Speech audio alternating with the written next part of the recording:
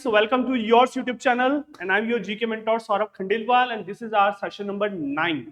तो I hope आप लोगों ने अपने सारे प्रीवियस सेशंस को कवर कर लिया है एंड आपकी जो बोर्ड प्रिपरेशन है वो बहुत ही शानदार और बहुत ही धमाकेदार चल रही है. तो in between the board exams I can basically just present you all such important sessions जो आप लोगों के लिए छोटे छोटे वीडियोस के फॉर्मेट में हम आप लोगों के सामने रख रहे हैं. इन वीडियोस को भी आप लोग पैरेलली वॉच आउट करते रहें सो दैट आप लोग जस्ट आफ्टर द बोर्ड्स इन चीज़ों को थोड़ा सा और अच्छे से गो थ्रू कर सके और एक फ्लो बन सके आप लोगों के लिए, ताकि आप लोग इनसे बिल्कुल प्रॉपरली कनेक्टेड रहें. तो चलिए student, start with the first question of the day. और ये सीरीज हमारी चल रही है all such important current affairs as well as static GK. जो हमारा फर्स्ट क्वेश्चन है स्टूडेंट वो है वर्ल्ड पल्सेस डे. उसकी थीम क्या थी?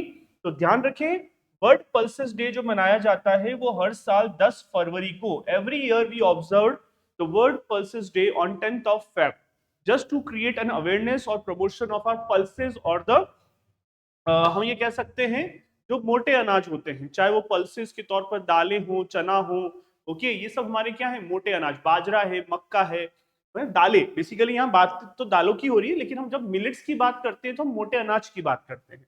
तो वर्ल्ड पल्सेस डे मनाया जाता है 10 फरवरी को और इसकी थीम थी pulses of the world from modesty to excellence. हम बात इसी की कर रहे हैं, जस्ट एक transformation of our nutritional food in the form of traditional therapy. Okay, तो हम ट्रेडिशनली जो दालों पर डिपेंडेंसी है उसको बढ़ाना चाहते हैं और उसके लिए क्रिएट अवेयरनेस करना चाहते हैं. 2016 में, याद रखें, international year of millets declare किया गया था. ओके, पल्सेस डिक्लेयर किया गया था. सेकंड, रिसेंटली अभी अंडर 19 वर्ल्ड कप भारतीयों ने बहुत ही जोरदार परफॉर्मेंस दी है. हमारे इंडियन कैप्टन जो थे अंडर 19 के, कौन थे? आयुष मात्रे, जिन्होंने बहुत ही शानदार इस वर्ल्ड कप को खेला है. along with Vaibhav Suryavanshi, the विस्फोटक बल्लेबाज, at the age of 14 he did tremendous work. ओके, तो वैसे तो बहुत सारी बात चल रही है स्टूडेंट कि इन्हें इंडियन क्रिकेट टीम में क्यों नहीं ले सकते हैं, बट एक याद रखें, आईसीसी का एक रूल है कि अगर आप 15 की एज कंप्लीट नहीं करते हो टिल डेट, आप लोग किसी पर्टिकुलर सीनियर क्रिकेट टीम का पार्टिसिपेट या सीनियर क्रिकेट टीम का मेंबर नहीं बन सकते. तो just wait for the completion of the 15 year so that वो अपनी टीम में, सीनियर टीम में भी आ सकते हैं. तो इंडिया ने जीता है इंग्लैंड को हराकर और 30 बार, मैक्सिमम 6 टाइम. ओके, और ये इसका 18th एडिशन था, जो कहां हुआ था? जिम्बाब्वे और नमीबिया में हुआ था. जिम्बाब्वे और एंड नमीबिया में हुआ था. फाइनल मैच हरारे में खेला गया, जिम्बाब्वे में, जहां भारत ने 6ठी बार इस टूर्नामेंट को जीता है.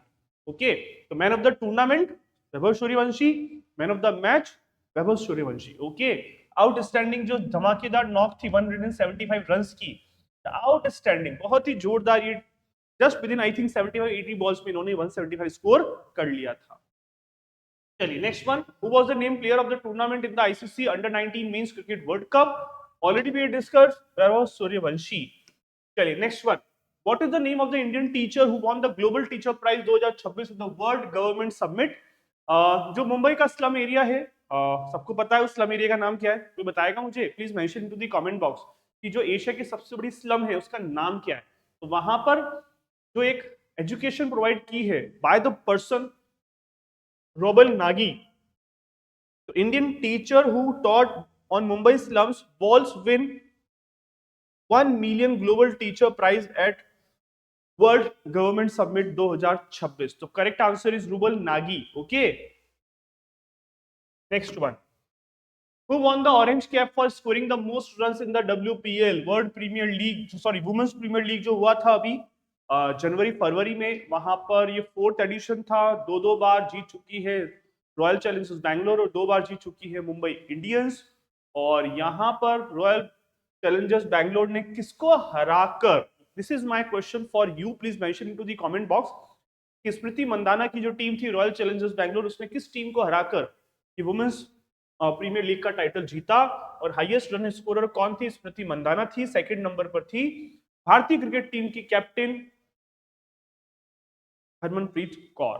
ओके, WPL हो, IPL हो, उसके टाइटल स्पॉन्सर है Tata. Next one, which state government has approved the conduct of upcoming panchayat election using paper ballots instead of electronic voting machine? तो वैसे थोड़ी हिस्ट्री में चलते हैं, पहले तो 1982 का याद रखते हैं, फिर 1984 का याद रखते हैं। तो लास्ट जो बैलेट पेपर पे इलेक्शंस हुए थे वो ये 1984 था। पार्शियली 1982 में ईवीएम पर शिफ्ट हो चुके थे, लेकिन 2000 का जो 4 का जो जनरल इलेक्शन था वो हमने फुल फ्लैश ईवीएम से वोटिंग डाली थी। लेकिन अभी one of the state in India, Karnataka government ने इसको फाइनली ऑनरोल कर दिया है कि इंस्टेड ऑफ ईवीएम हम यहाँ पे बैलेट पेपर से वोटिंग देंगे। जो जिस तरह से पिछले 2-3 सालों से अपोजिशन ईवीएम की जगह बैलेट पेपर से वोटिंग की डिमांड कर रहा है, तो उसको देखते हुए कर्नाटका गवर्नमेंट ने एक सिविल बॉडी जो चुनाव होते हैं, लोकल बॉडीज के चुनाव होते हैं, वहां पर इस पर्टिकुलर इलेक्शंस को कंडक्ट किया जाएगा। Next one quiz category international events थे, जिसमें हमने वर्ल्ड पल्सेस के बारे में पढ़ा। स्पोर्ट्स इवेंट में हमने आईसीसी और डब्ल्यूपीएल के बारे में पढ़ा। गवर्नेंस को लेकर इलेक्टोरल जो रिफॉर्म्स हो रहे हैं कर्नाटका के अंदर, और awards and global teacher award Rouble Nagi. Okay, next one, this is basically what we get from this particular session. This is basically these are some important tips.